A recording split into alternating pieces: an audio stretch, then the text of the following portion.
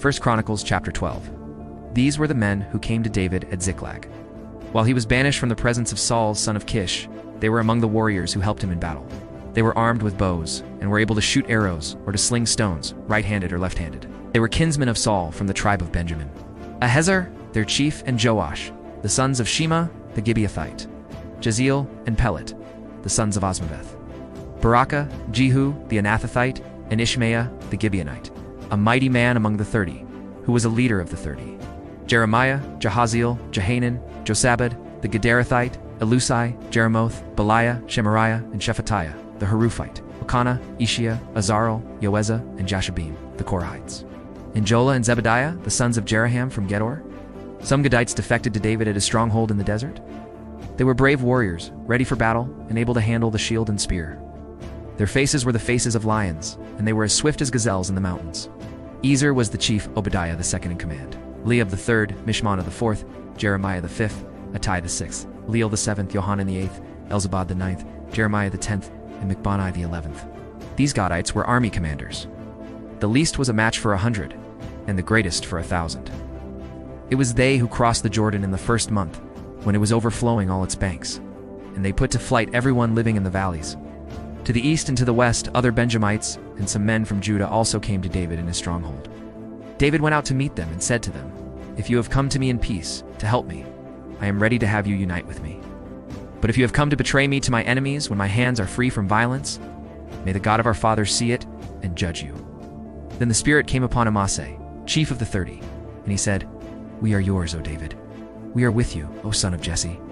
Success, success to you, and success to those who help you. For your God will help you." So David received them and made them leaders of his raiding bands. Some of the men of Manasseh defected to David when he went with the Philistines to fight against Saul.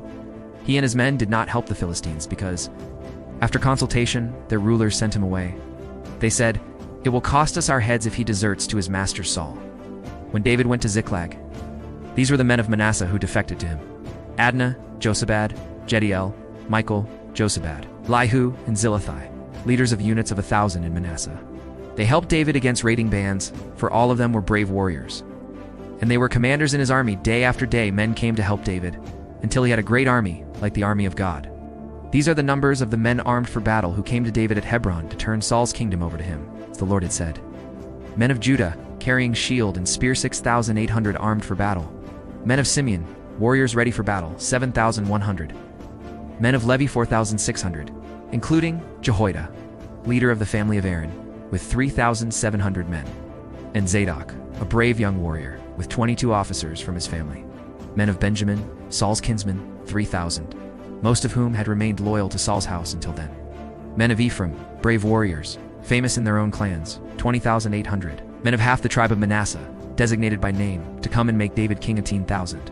Men of Issachar, who understood the times, and knew what Israel should do to 100 chiefs, with all their relatives under their command. Men of Zebulun, experienced soldiers prepared for battle with every type of weapon. To help David with undivided loyalty, 50,000. Men of Naphtali, 1,000 officers, together with 37,000 men carrying shields and spears. Men of Dan, ready for battle, 28,600. Men of Asher, experienced soldiers prepared for battle, 40,000. And from east of the Jordan, men of Reuben, Gad, and the half-tribe of Manasseh, armed with every type of weapon, 120,000. All these were fighting men who volunteered to serve in the ranks. They came to Hebron fully determined to make David king over all Israel.